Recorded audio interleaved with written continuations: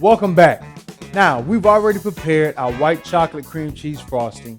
Now it's time to put something together that we can put the frosting onto, okay? So now we're not going to just do our regular old dessert. We're going to do something a little bit special. I want to do brownies with you today. So we're not going to do just regular brownies. We're going to make red velvet brownies. So let's go through our ingredients right quick. We're going to use some brown sugar, eggs, flour, and we've already incorporated our baking powder into our flour. We have cocoa powder, red food coloring, vanilla flavoring, a little salt, chips, and then over here in our pot, we've already melted together our chocolate and our butter.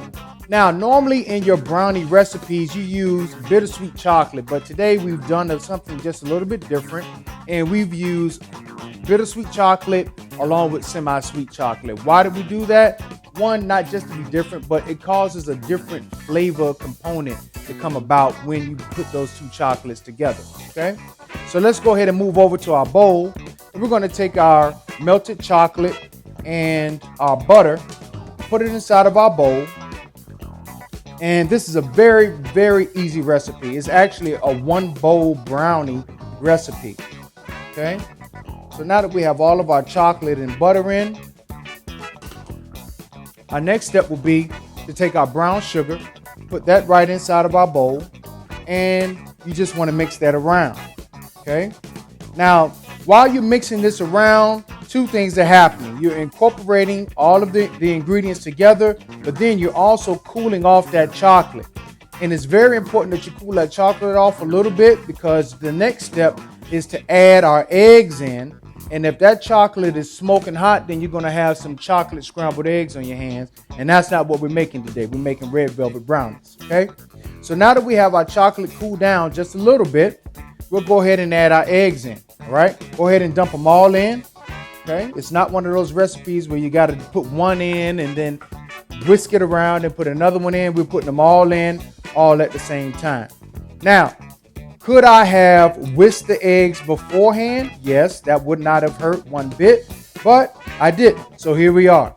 And we got them all going. And as you can see, the mixture is starting to get a little bit thicker. Okay, that's because the chocolate is not all the way cool, and that protein that's in that egg is starting to coagulate a little bit. Okay, not so much that we are going to have scrambled eggs, but just enough to thicken it up. Okay, and as you see, we have a thicker substance right there. All right, really, really good. Now, our next step will be to add in our vanilla. Okay, so we add in our flavor, and again, it doesn't have to be vanilla. You can add in whatever flavoring that you desire. Some Bailey's Irish Cream, almond flavor if you want to, Kahlua if you want to, a little brandy. I actually make a really, really nice Kahlua and brandy brownie. Of course, those are for adults though, okay? So we mix that in. And the next step will be to add our flour. Now, we've already incorporated our baking powder inside of our flour so that it can be evenly distributed. And we're going to also do the same with our cocoa powder. We're going to add that in. And we're also going to add in our salt as well. And we're doing that, like I said, so that it will be evenly distributed and you won't have pockets of cocoa powder, you won't have pockets of baking powder or baking soda, whichever you're using in your recipe, pockets of that stuff just sitting around in your mixture. You want it to blend in very, very evenly, okay? So now we have that. So that's our next step, is to add that in, okay? And that cocoa powder is going to give us a very, very nice extra chocolate flavor, okay? Now you want to fold this in. You don't want to be real rough with it because you don't want tough brownies, okay? And as you mix, like I said, you want to fold it because there's a protein that's inside the flour that's called gluten. And the more that you mix, the tighter the gluten gets. You know, sometimes you have those biscuits that you can really throw off of the wall because someone has mixed it and mixed it and mixed it so much. That's what gluten is, okay? And we don't want that to form so much that our brownies become too cakey. We want them to be nice and fudge-like by the time we're done. So here we are. Here's what our brownie mixture looks like, okay? Really, really nice and fudgy. Now, our next step will be to add in our red food coloring, okay?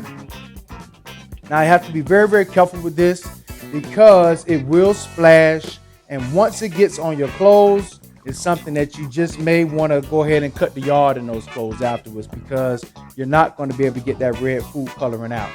So here, we're going to mix it around really, really nice, gently, and fold this in as well, okay, until all of that color is incorporated into our brownies.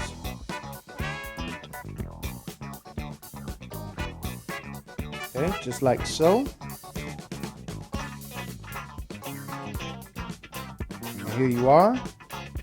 A nice maroonish color. Okay. And then our next step will be to add in our chocolate chips. Now, you can add in white chocolate chips. You can add in semi-sweet chocolate chips. You can add in milk chocolate chips. Whatever you want to do. You can even add in toffee pieces into here. Whatever you want to do, it's an open canvas for you to just be as creative as you desire, okay? And that's what makes it different. Now, we already have a pan that has been buttered. And yes, you can use spray, but my grandmother used butter, so I'm going to use butter. So I took some unsalted butter and went all the way around inside of my pan. And next step will be to take our brownies and to go ahead and put them right inside of our pan, just like so.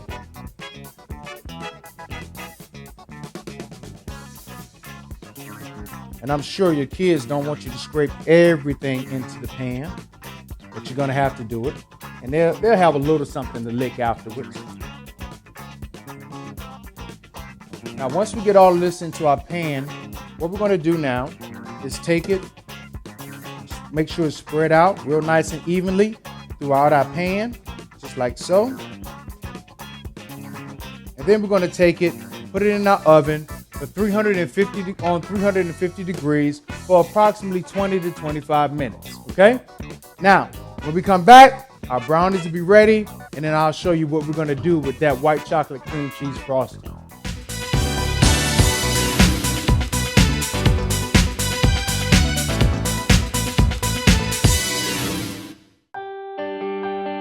Fresh thinking is being served at Miami-Dade College. Create your own recipe for success in the evolution of food culture at the Miami Culinary Institute. Learn the skills you need to jumpstart your career in the culinary arts. Turn green into gourmet and celery into salary. Miami Culinary Institute. Food, culture, innovation. Visit us at miamidadeculinary.com. Register now. Miami Culinary Institute. Cool programs for hot jobs. Let Miami-Dade College jumpstart your career. We offer bachelor's degrees in physician assistant studies, biological sciences, education, and public safety management. Or choose from 300 other programs. With our flexible course schedules, you can take classes during the day, evening, weekend, or online. For more info, visit mdc.edu or call 305-237-8888. Get the knowledge and training for today's in-demand jobs. Register now. Lights, camera, action. Don't miss the best movies in Miami at the Tower Theater. 305-642-1264.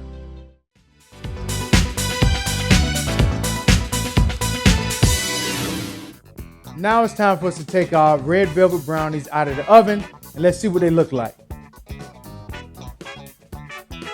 Wonderful, wonderful, wonderful. Take a look at that. You can see the chocolate chip pieces in there. That beautiful color. And I wish that you can smell this because the aroma is just amazing. So what we're going to do now is we're going to let them cool down a little bit, which is what you should do. But because of time, we're going to dig right in there, okay, and make it work. So you want to go around your pan like so, okay, and you want to try to cut it as evenly as possible. So let's go ahead and go straight down. And with these, you can take cookie cutters cut them out into different shapes if you like. Whatever it is that you choose to do, you can do. Okay? You want to make sure that you don't over bake them because, again, you want them to be nice and cakey. Not cakey, excuse me. You want to be nice and fudge-like when you're done. So what we'll do now, and anybody that bakes always knows that that first piece is always the worst piece to come out. So let's see if we can do a little bit better. And there we are. Take a look at that. Nice and flaky and nice and gooey on the inside. So we'll place that one here. And you know we're going to do a nice plating presentation to make these look real nice. Okay? And we'll put another one here. And then we'll go in and put one more on the end. Just like that. And I know that you were wondering, what were we going to do with that icing that we made, that white chocolate cream cheese frosting? So what I did is I took it and put it inside of a bag and put a little star tip on the front of it. And we're going to take and put a nice rosette right on the top, just like so. Okay. And then we're going to take a little bit of our salted caramel sauce. We're going to take that, let it drizzle a little, and just let it flow right over the top. Just like that. Look at that. And don't be afraid to move your body. Get yourself all the way into it. Okay? And there's your salted caramel sauce. Then we'll add some raspberries. Let's put a raspberry on top of each one to start off. Okay? Raspberry, raspberry, raspberry. Then we'll take a few, put around the sides, just like this. And you don't want to forget fresh mint, just like so on each piece.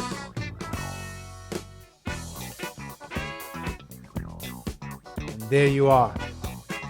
Red velvet brownies with our white chocolate cream cheese frosting, salted caramel, raspberries, and a little bit of mint.